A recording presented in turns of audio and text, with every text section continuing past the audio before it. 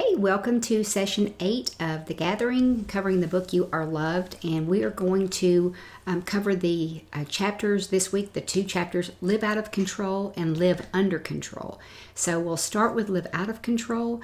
And if there's ever a topic that can get our attention, it's in the world we're living in. We do have to live out of control. There's so many things happening in this world that we just can't do a thing about it. This virus, this time last year, this was not even on our radar. And the things that are happening because of the virus, when you think about the impact financially, just job-wise for so many people, the fear that people are living in. I know so many people are they're living in just terrible fear, afraid of getting this virus. I see that on looks at, on the faces of people at the store. And if you're a little too close or you're not maybe keeping quite as much distance, they're giving you the stink eye. And so I just know people are living in fear. So there is that. There's the riots that are happening. We see on TV people burning down cities. If we've ever lived out of control, we are living out of control. And for people, like me who want to stay in control of situations, this is the prime time for God to do a real work inside of us when we are forced to live out of control, because we can remember that He is in control. None of this has taken Him by surprise. He's not just turning on the news like we are and I just can't believe this is going on. He actually foretold that times would be perilous here at the end. So He knows what's going on. He's in control, and you can trust that. Here's one verse that I absolutely love. The Lord sat enthroned at the flood, and the Lord sits as King forever. There's a phrase I use in the book that I'm sure you've heard before, and that is, control is an illusion. It is absolutely an illusion. For us to think that we are in control of anything is just that's just fiction on our part. We're just making that up, because we all know deep down that we're one phone call away from like a tragic life change and things that we can't help. Or it could be one diagnosis. There are just so many things that are out of our control. So for us control freaks, learning to let go of that control and stop trying to make sure that everything turns out the way we want it, that is, for us, that is a learning curve for us. And we really have to depend on our faith in God that He does have things in control. In the book, I share, not really the story, but I just share that I was going through a season when I wrote this chapter of just a really out of control time in my life. And here's something I wrote during that time that where I had just said, I woke this morning somewhere in the middle of my emotional roller coaster, neither at the top or bottom. What I am doing is choosing to live out of what I know today rather than what I feel. That's key. When life does feel out of control, we can't go based on what we feel, because fear is going to be the dominant emotion that we're experiencing. We have to revert back to what we do know, that God is in control. During this season, I don't think I expressed it in the book, but I had shared this with a friend, that through this time of this, I felt like I was continually being like one wave after another would come against me, and I was being dashed against the rocks, and I would barely pick myself back up, and another wave would come and just dash me against the rocks. And there did finally come a time through this journey where, even though the situation wasn't resolved and may never be resolved, I found that I was no longer standing in front of the rocks where I could be dashed against the rocks. I found that I was standing on the rock, because I knew I could trust Jesus. I knew I could trust Him to be with me even when the circumstances were out of my control, and even when they were so painful. There were days I couldn't even hardly get out of bed. That's what I was writing this chapter from my bed in my pink house coat. I just couldn't even get out of bed. I was just so beaten down. So as I said, though, I did keep going back to what I knew. Here's a verse that really supports that. Now faith is the assurance of things hoped for, the conviction of things not seen. I love this chapter in Hebrews. It's just this chapter of faith that reminds me that even when I'm not seeing what's hoped for, I can still count on God. I can still believe in the promise. By faith Enoch, by faith Noah, by faith Abraham, by faith even Sarah, even though she laughed at the promise. And I love in verse 13 where it says, all these died in faith without receiving the promises, but having seen them and having welcomed them from a distance. And the reason I bring this up is because in this big out of control world, we can have the faith, even when we don't see it, we can have the faith that God is in control. Nothing is going on that is beyond his reach. Nothing has surprised him, as I said. So by faith, you need your own by faith story. For me, by faith, Lisa, I believe God is going to fulfill his promises to me. He's going to protect me. He's going to, he tells me that he will never fail me and he will never forsake me. Most versions say he will never leave or forsake.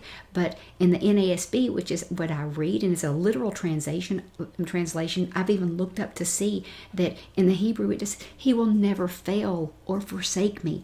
I hold on to that by faith. And if you notice, these in the hall of faith here, they didn't see the promise here on earth. I may never see what I'm hoping for in as far as resolving the situation that has felt so out of my control, but I still know that God has this under his control. So I will always believe that, and I encourage you to do the same. So when life is in chaos and the flood waters are rising, what do? I've got 3 concepts in the book that I'm going to walk through with you as you read. It's be still, be real, and believe. Be still. That is the hardest thing for me to do. Even when I'm not moving physically, my mind is constantly going 90 miles an hour. I'm continually thinking of new ideas for ministry, or I'm trying to think of some great way to resolve an issue that really is God's to resolve. And often I have to back off and let him have the time to resolve an issue. But that is very difficult for me and for most of us. The version that I use in the book of Be Still and Know That I'm God during a story I've told, it is the New King James Version, which is just the typical translation where it says, be still and know that I'm God. But I now use the translation, the NASB, the New American Standard Bible, and it says, cease striving and know that I am God. That is just such an impactful phrase for me, because I'm constantly working towards something, I'm working out a situation, working toward a goal. And so there are just times we need to learn to just cease striving, to be still and let God be God and let him be in control. And again, for us control freaks, that's really hard to do. So as you go through this chapter, through this section, just remember, if you're waiting on an answer, if you need something, if you need God to give you revelation, or if you don't know how to proceed, then you do need to just be still, be quiet, and wait until you receive a real solid answer before you move forward. That's always helpful, to be still. After I recorded the segment for Be Still, it came to my mind that I saw something this morning that I wanted to place in this video. It was on my timeline from Facebook. You know how it gives a time hop and it shows something from years before. This is 5 years ago, where it says, it's kind of relaying a story, something I was going through at the time. But here's what I want to point out. I was facing another situation where I knew everything was completely out of my control. I spent quiet time with Jesus. When I finally felt at peace about the situation, he quietly asked me what brought that peace. My answer, that I remembered that he is God and I am not. Peace comes from allowing God to be God in your life, even when you disagree with his methods and timing. Isn't that the truth? That we can only be peaceful in an out of control world when we allow God to be God in our lives and stop trying to take control like I often do. So let's remember, part of living out of control has to do with letting God be in control. I don't struggle with being real anymore. If anything, I may be a little too transparent in the things that I write, when I speak publicly, or even talking to someone one-on-one.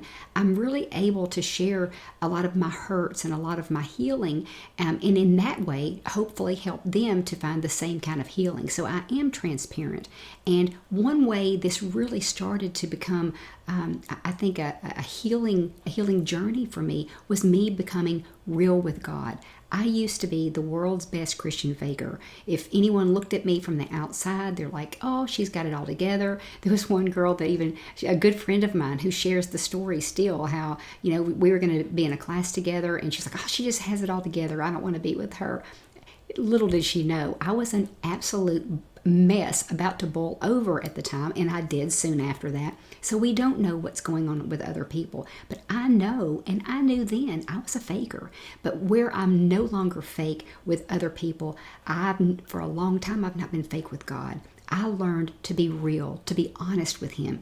And when I go into a time of prayer, I ask the hard questions. I lay things out. I share what I'm feeling, even if it doesn't meet what other Christians say. Oh, that's, you got to speak in this way and that way when you're talking to God. I'm reverent, and there have been times I know I haven't been, but I try to correct myself. But when it comes to matters of the heart and things I'm dealing with and questions I have about this feeling of being out of control in this world, I'm honest. I am real with Him, and I share open and very vulnerable prayers with Him. But healing stemmed from that, because the whole time I was praying to some faraway God who just didn't seem real. Like, even just saying, and dear Lord, there was nobody real. There was no one here next to me. Once I started praying as if He was sitting right next to me, because He is. Remember, He's never going to fail us. He's never going to forsake us. Forsake means leave. He's never going to leave me. We're told to abide in Him. He abides in us. We abide in Him. So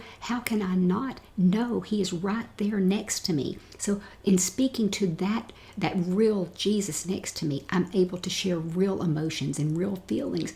That was really a key to the beginning of my healing of so many of the destructive qualities that I had within myself. So that's a challenge I have for you as you read this chapter. How real are you when you are in prayer time?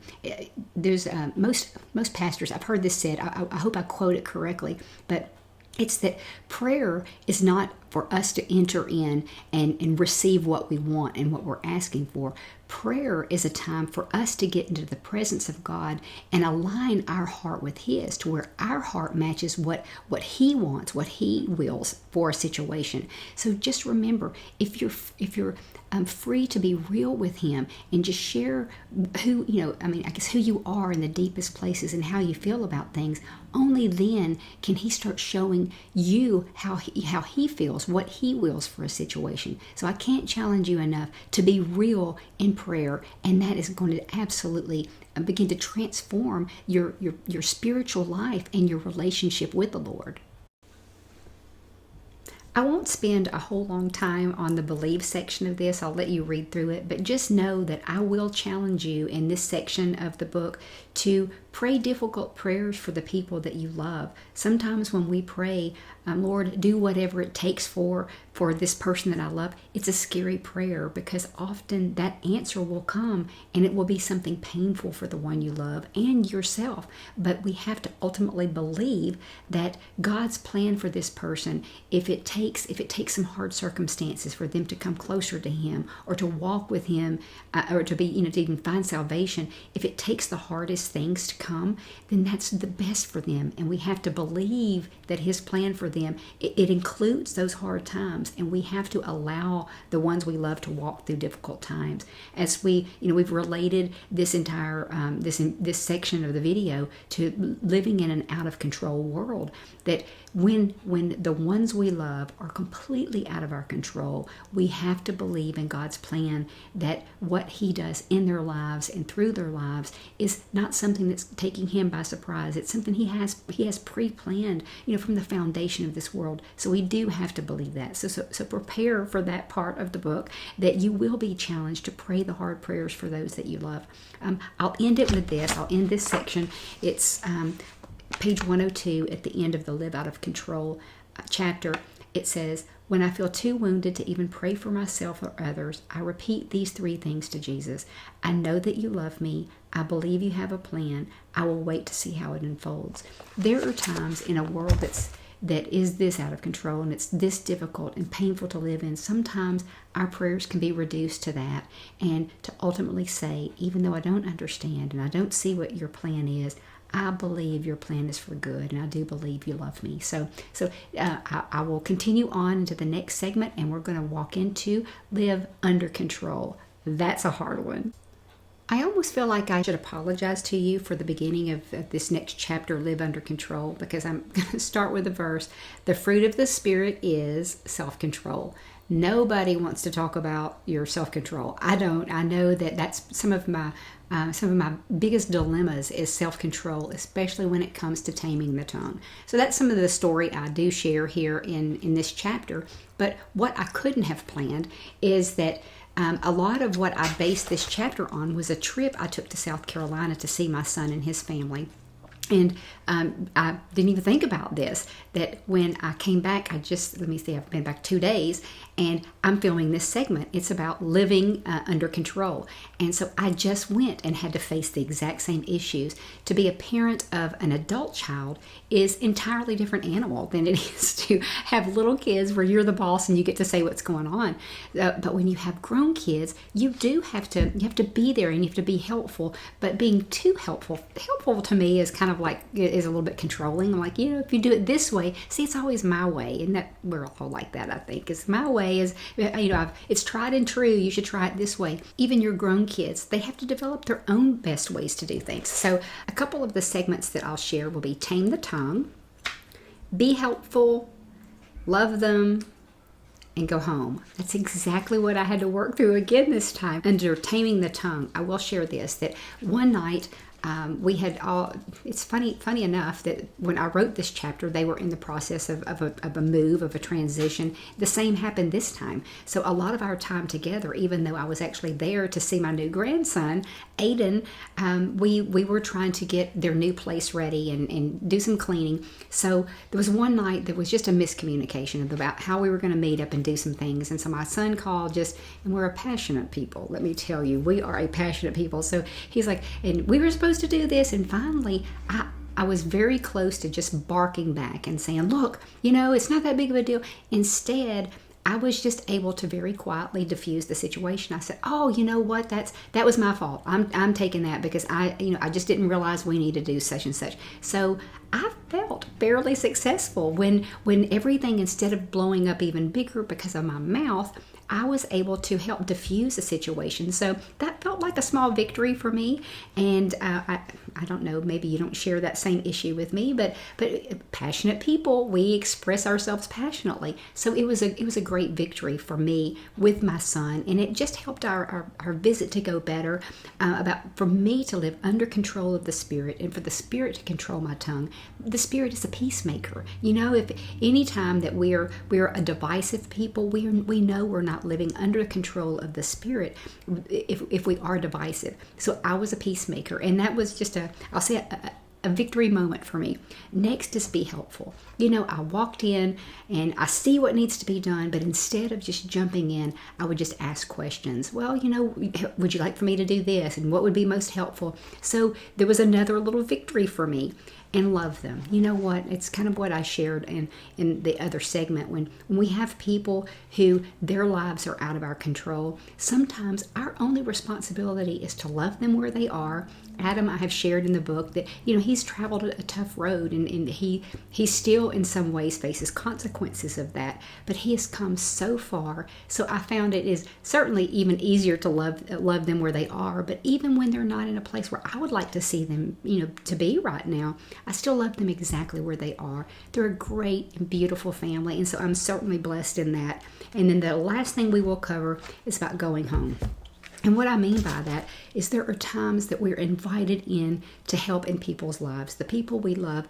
And then there are times that we just have to walk away from that time, trusting that the Lord has their lives under His control. They're not under our control, our adult kids. Or if you're like me, if you're going through seasons where you have parents who are getting a little older, we want to help. In some ways they need our help, but we have to remember we are not their parent, and there's a balance that we have to find where we are helpful without butting in. So I know we all face these different circumstances. So if you're a parent of a teenager, you're going through this, you're having to allow them some freedom. Or if you're not in a place where you have kids right now, it just may be your siblings or people that in your lives that you love, like your spouse or a boyfriend or whatever. But we can't keep everyone under our control. We must let the Lord, be the one that is in control of their lives. So sometimes we do just have to love them where we are and go home and let the Lord, deal with them or help them as necessary. But we can't carry the fact that we're not in control of their lives. So I don't know how helpful this one was, but it was just, I think it was a beautiful it's a beautiful image right now that God brought me exactly to this chapter just a couple of days after returning home from this visit. The last time I felt a little defeated because there were times I spouted off that I wish I wouldn't have, but this time He has shown me over this last couple of years that though I'm not completely under control, don't get me wrong, but I am growing in that area, and that makes me remember that the closer I get with the Lord, the more these chapters, the titles of these chapters, become real in our lives. Remember, our premise is this, that when we are loved, we will live, in this case, live under control. So the more I've seen His love be real and active in my life, the more I'm able to put these principles into play and to let that really happen, because I know I can trust Him, because I know His love for me, and I know His love for my son and his family. I know His love is so real, He can be trusted. So again, I think I'm becoming living proof of practicing what I preach, that I have believed this, that when we know we're loved, that we will live more comfortably in these certain areas. And so I'm seeing that He's done that in me. So I hope that's an encouragement to you, that maybe this year you blow it. Maybe you lose your temper, or maybe you just don't handle things well. But go back in a couple of years and revisit and see, if you're in a similar circumstance, you should have grown since then. You should have grown in the last couple of years. I hope you have. If you haven't, then you've got some revisiting to do on the whole premise. You've got to look, where are you in this love topic? Do you really believe His love is so trustworthy that you can hand over things to Him? So this concludes session 8, and I'll see you back next time for session 9. That will be live in safety and live in today's light. So those are two things where we're going to kind of keep ourselves here and in the moment and stop looking toward the future. In an out of control world, that's really all we can do.